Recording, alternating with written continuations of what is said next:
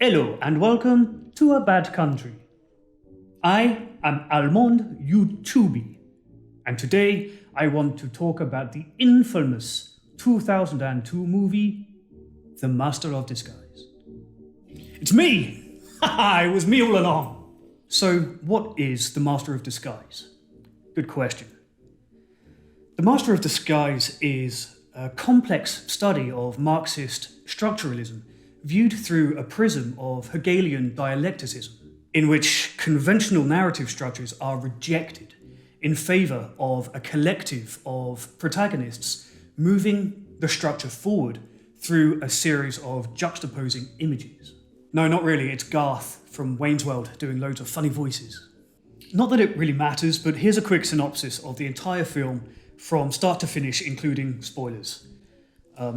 Content warning, this film is fucking dreadful. The film opens and, oh well, there's your problem. We're 20 seconds in and this movie already has Adam Sandler's stink all over it. Adam Sandler makes comedy like he hates comedy. Hey Adam Sandler, why do you hate fun? The opening credits are in the style of a flip book, which is actually a really cool idea and it's executed really well for 10 seconds. But these credits go on for 3 minutes and then they go into explanatory titles to set up the premise of the movie. Look, I don't even want to watch this dumb movie, let alone read it. If Adam Sandler wanted it to be a book, make it a book. Strap yourself in. The film starts with Bo Derek running away from Data from Star Trek, and then in a frankly horrifying special effect, it's revealed that she is in fact... Wait, is that Thanos' dad? Yeah, it is. Thanos' dad is from a long line of people who use disguises to maintain world peace. A secret family. In fact, their family name itself is Disguisey, and they've prevented war, contributed to the abolition of slavery, you name it. Let's party! Hit it, boys! I like to move it. Yeah, okay, so let's talk about the name. The Disguiseys. The main character of this movie is called Pistachio Disguisey. Allow me to introduce myself. My name is Pistachio Disguisey. The Disguisey name, yeah, it's a little bit on the nose, I'll give you that. It doesn't seem very discreet for a family that is based on keeping its ability to disguise itself a secret. They might want to consider changing it to Smith. But look, there's a lot to talk about in this film, so we're going to have to skip over some of the less egregious stupidity to focus on some of the more serious problems with this ridiculous film. Fabrizio Disguisey wants to protect his son Garth from Wayne's World from a lifetime of danger and intrigue, so he keeps the family history a closely guarded secret. But again, the name is Disguisey, so... And here's one thing, just one passing annoyance about this movie. Garth's dad has an Italian accent. The underwear on the head. But his mother has an American accent. Why don't you ask your nice young lady friend to come in, and I'll make you corned beef ravioli. And Garth went to school in America. Why does he have underwear on his head? And yet, he speaks with a thick Italian accent. For me? Fantastico! Yes. Hey, young lady. How has he got this accent? Has he never been allowed out of his house? It's only a tiny thing, but it bothers me. Oh, and as far as his mother's character is developed, the one overriding attribute that she has is that she has a really fat ass, and that makes Garth attracted to fat asses throughout the movie. Yes. Something about her reminds me of my mama. Oh, yes. The fat ass thing is hereditary in the Disguisey family, apparently. We meet Garth's grandfather later in the film, and he has the same predilection for thick bitches. I don't think I can get away with saying that. A child falls over outside the restaurant, and the movie gives us a scene that exists purely to establish that Garth is a nice and harmless guy. I feel like this scene was added to the movie after the fact to make Garth seem slightly less psychotic than he actually is, and if that was the intention, it failed. I'm not a sports kid. Pistachio, why don't you do one of your funny voices and cheer the kid up? What an excellent idea, Bernardo. Yes, yes. Why don't you get away from me, donkey? What you talk about get away from you? I'm making waffles. Look, hang on, movie. You can't just be throwing in good bits from other better movies to make your own movie better. That's cheating. This Shrek impression is the first in a long line of impressions throughout the film. Unfortunately, all it does is it makes me wish that I was watching Shrek instead. Donkey! Is that racist? Look, we're going to get to racism, so let's carry on. The restaurant that the disguises run is really bad. It's a terrible restaurant, and I cannot believe it remains open. First, Garth drops food all over a table of customers and then adds cheese. And then his dad kicks out a couple for asking, pretty reasonably, whether they should speak slower for Garth. You have a problem with my son, then you have a problem with me. You are not welcome here. You, get up! And then, at 12 minutes and 50 seconds, the film exposes its own flaw and, very satisfyingly, falls on its own sword. What are you doing out here with the oversized Rex? Look, Pistachios, the silly voices, the making faces, it was fun for like 1 second, okay? Only 1 second? Right? I couldn't agree more with this random back alley New York woman. So thank you, movie, for critiquing yourself and saving me the job. The end. Anyway, Garth witnesses his parents being kidnapped by Data from Star Trek. Let's go! Look, once again, I know this doesn't matter, but why was he on the roof? How did he get on the roof? In the previous shot, he was here, and then he was on the roof, and then he was here. Why was he on the roof? Another mystery for the ages. After the kidnapping, Garth's granddad magically turns up and reveals to Garth the history of the Disguisey family. They discover a secret loft full of disguisey stuff, and the movie has an inexplicable rap song.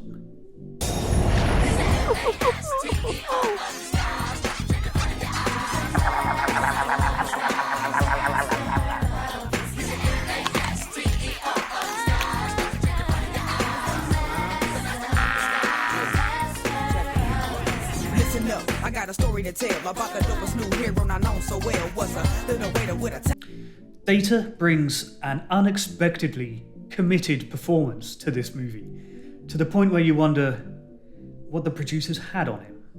But regardless, it doesn't really matter because Data's performance is undercut every 30 seconds by this.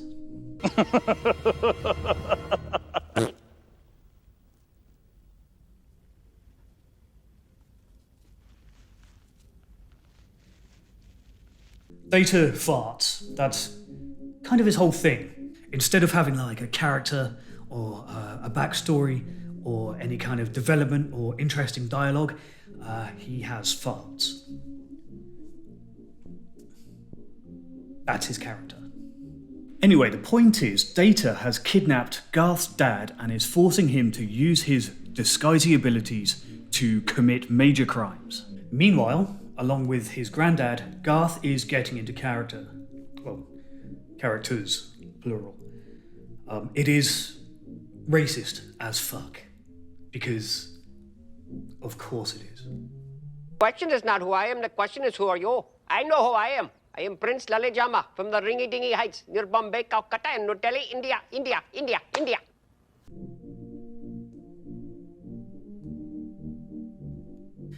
That's the problem, isn't it? Well, one of the problems with Impressionists. You never have to dig very deep to discover something deeply problematic. And then Data farts in a car.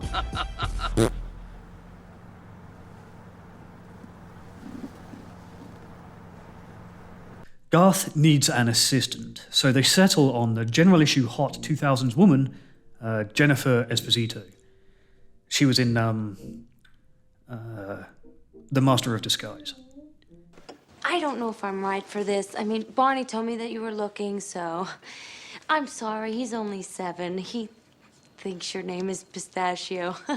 That is my name.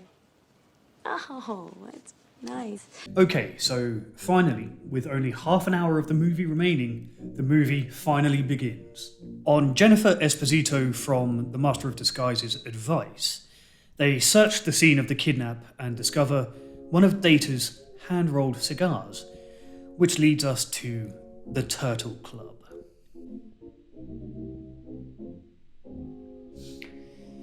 Okay, here we go. The Turtle Club scene.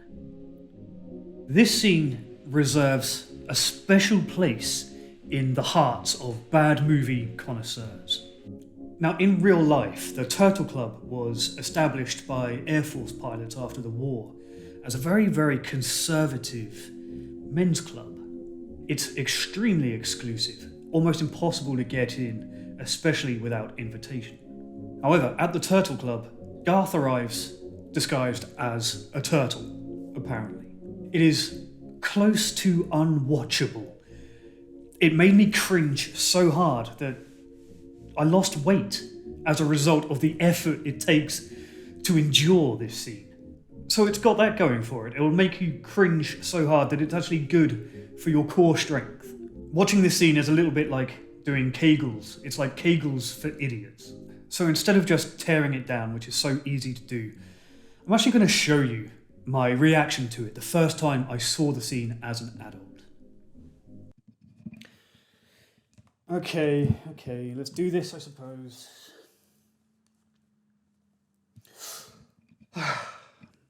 Okay.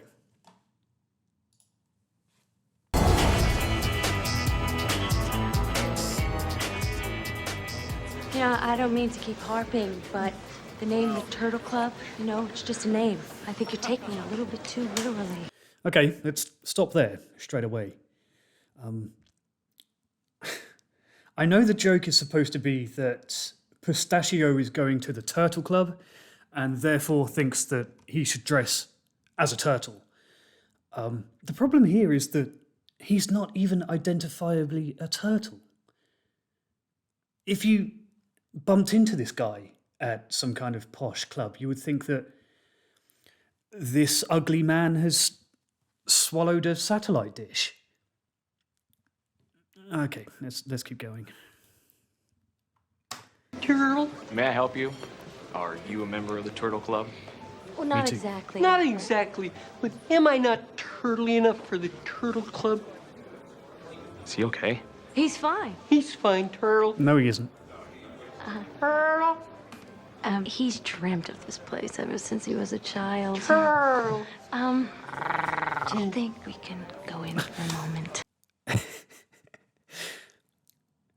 This is a pretty feeble criticism at this point, but that is not the noise a turtle makes.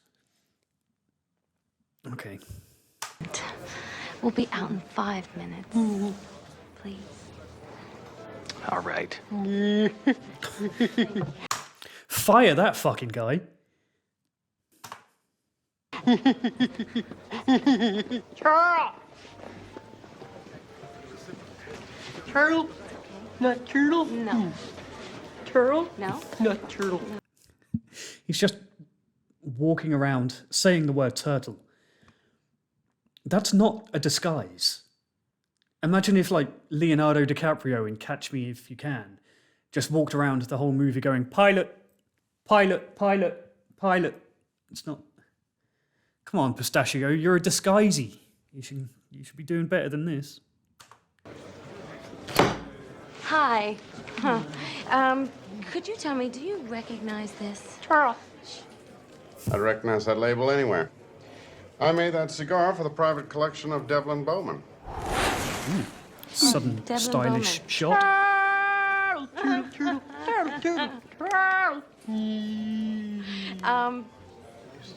Is he okay? Oh, he's fine. I'm fine. No, he's not fine. He's clearly not fine. He is in need of immediate psychiatric evaluation. Stop saying he's fine, he just reinforces neurosis. Do you think you can give me address or phone number for Mr. Bowman? You're crazy. I can't give you that information.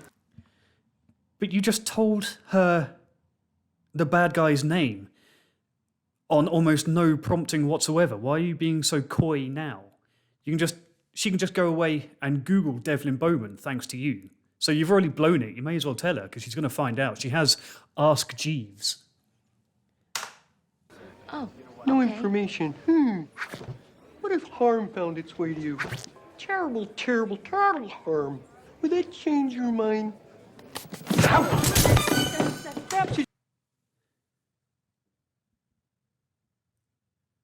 Did I miss something? He retracted his arms and then threatened the guy from Stargate. And then there was like a musical cue. And then something happened. What did I miss? All right. It's time to go into my shell. No. Turtle. Once again, that is not the noise a turtle makes.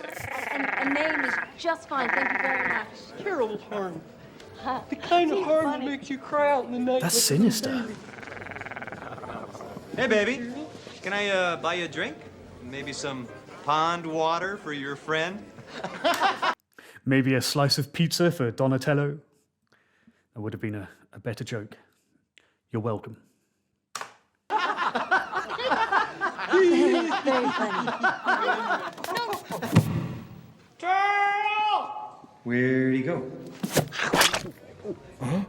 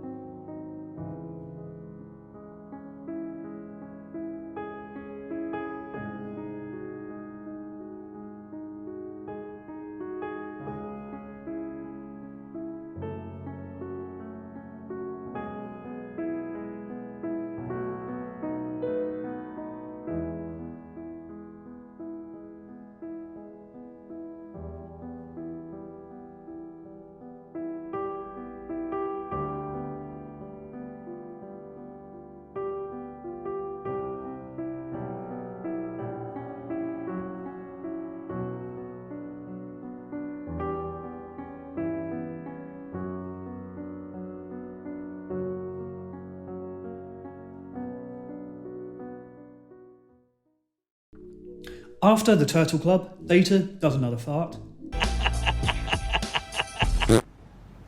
And Garth gets into a fight with Jennifer Esposito from this movie's boyfriend. Lay off my lady, you freak. And then a robot pulls down his trousers. Find a man obsessed with such rarity. Well, there's this memorabilia. Then they go to an art dealer somewhere, it's not really explained, and they meet Data. Data invites Jennifer Esposito from this movie to a party at his home. Garth gets no invitation, so arrives as Tony Montana. Impressions ensue. Oh yeah! We're gonna party all night long. That's right, having fun. Yes. Well, that's great. You have fun. I've got to speak to someone. Say hello to my little friend. Garth's cover is blown, so he flees and becomes the old salty guy from Jaws. Impressions ensue. Once again, Garth's cover is blown, so this time he disguises himself as Cowshed. Impressions ensue. All right, I told you he wasn't here. Let's go back.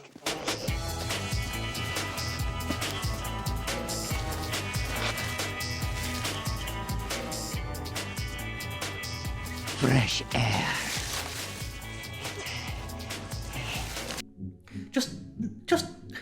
Just look at this moment one more time. Garth looks directly at the camera here, by accident, I assume. I know, again, it doesn't really matter in the grand scheme of all the things this film is doing wrong. It shouldn't make a difference. But did you not have another take? All of this production design, all of this costuming, all of the time it must have taken to get into that outfit. Did you not do another take? Maybe one where he doesn't look directly into the camera? Listen, movie, I'm trying to help. Meet me halfway. Garth returns to the party, this time as someone from the Bavarian tax authority, and then again as some random British guy. And then they leave together, and then they interrupt Jennifer Esposito from this movie's boyfriend on a date with the big-ass girl from the start of the movie. My tight blue sweater! Sorry, Trent. Trent? Who is this? Hey, baby, we're just... Sophia, you here now with Trent? What are the odds? Shut up. It amazes me how much weirdness and stupidity and meaninglessness they managed to fit into this movie's 1 hour runtime. It's almost impressive. It's almost impressive the complete disregard this film has for story, for structure. That thing I said at the start about how Marxist interpretation and structuralism rejects narrative in favour of just a series of juxtaposing images. It seems to be true. I said that as a joke, but the more I think about it, the more accurate it seems to be becoming. This film rejects structure.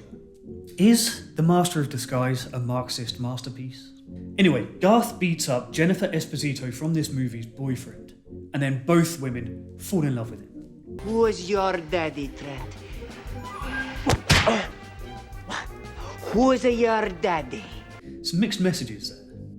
Jessica Simpson steals the Apollo 11 lunar module, which, I grant you, is pretty funny.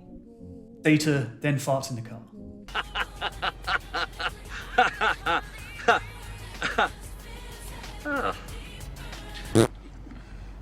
Data then kidnaps Jennifer Esposito from this movie, off screen, like they didn't even film it. This movie is not one full of plot points, but you'd think they would shoot that, right? Right? Data then explains his evil plan to kill Thanos' dad and fake his own death to a complete stranger from eBay. I swear I'm not making this up. This is a character that's not in the film beforehand, but they needed someone to explain the evil plan to. So they just gave it to this random eBay sales manager.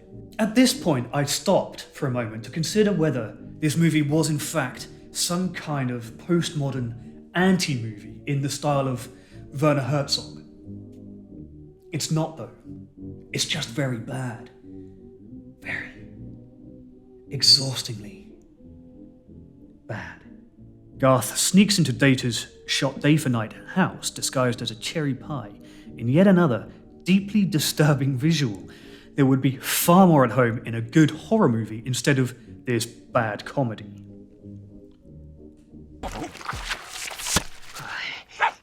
Cuteness, this is dangerous. Go home.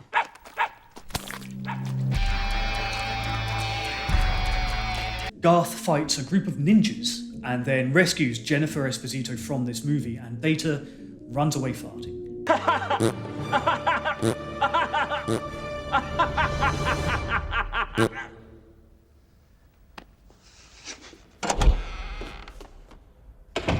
I know it sounds like I edited those in, but I didn't.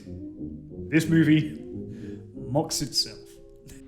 Garth rescues his father, and a voiceover informs us that Garth marries Jennifer Esposito from this movie and becomes the father to the little kid at the start.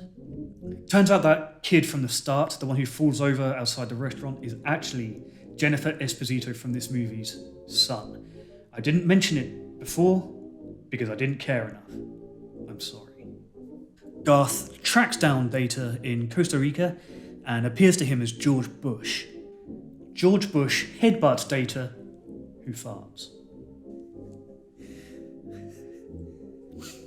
I have said a number of very, very strange sentences today. Hoo-yah! And this one's for you, Chiefy.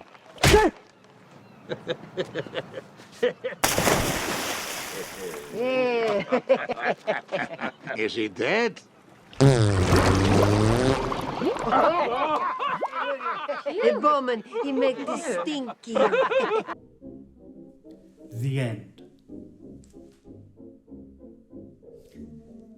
Only that's not the end, unfortunately. Like an unwanted guest who doesn't know when to leave, this movie doesn't know when to grab its jacket and fuck off. After the end of the movie, there are 15 minutes of outtakes and impressions and additional scenes and a dance sequence.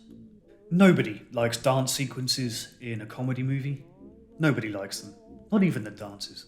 Not even that one dancer who it's their first time on a movie set and they called their mum when they got cast because they were so excited.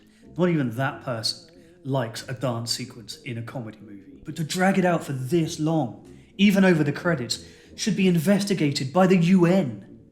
It is absolutely unacceptable. Let the audience go. The only good thing about The Master of Disguise is that it's short.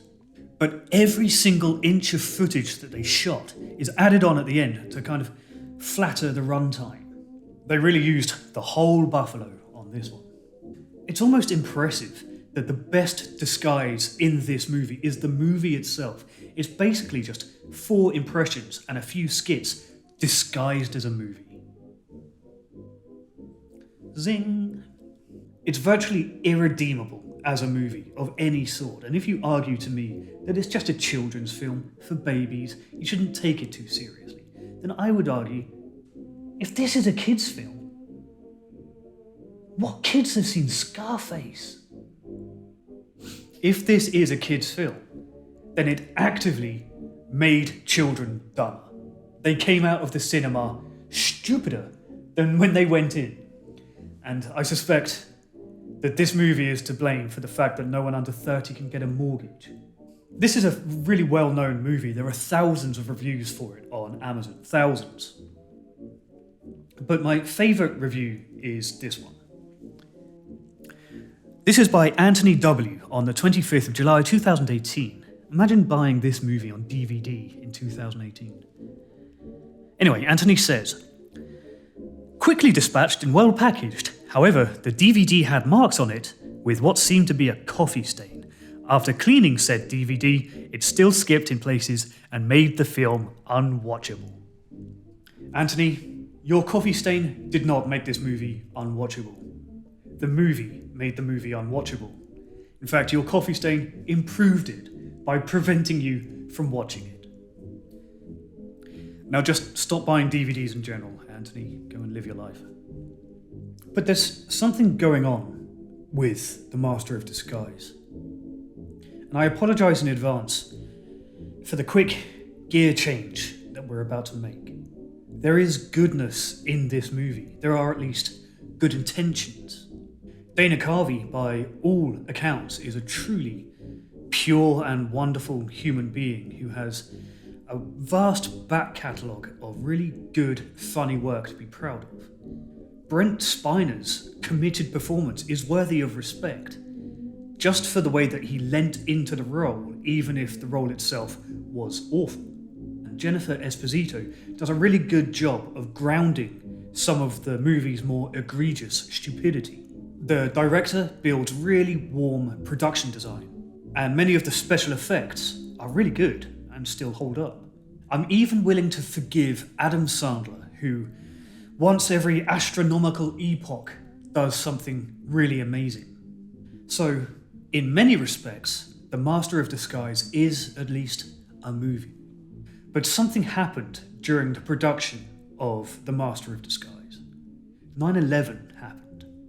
The legend goes that the infamous Turtle Club scene was actually being filmed when 9/11 happened. None of the cast or crew want to talk about this movie, so it's hard to get to the truth of what happened that day.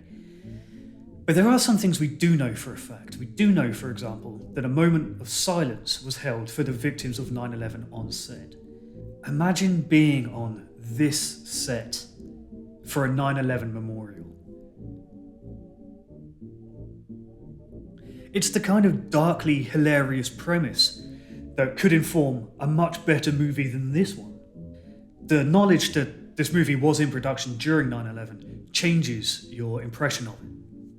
And in that way, The Master of Disguise actually becomes a kind of strange study in miniature of our collective and cultural response to 9/11. A desire to reject seriousness and to cling to something silly. The film, in fact, feels distracted or preoccupied and nervous. The movie is in a constant rush to get somewhere, but it doesn't feel like it ever knows what that destination is. That's quite poignant. I think that's an honest reflection of how most of us felt in the wake of 9/11. Look, not everything has to be art all the time. Sometimes it's okay for a thing to simply exist. And sometimes good intentions have a value all their own. The stated intention of this movie and of the filmmakers was to provide a distraction, just for a moment, from the seriousness and the danger of the world, and perhaps as a byproduct of that, to make some people laugh. They failed. And despite everything that I just said, it is still an abominable movie. But there's a twisted nobility in its awfulness. Just imagine the courage it must have taken to experience 9/11, to have your world changed, and then still dedicate yourself to finishing this nonsense. That, in a perverse way, is admirable.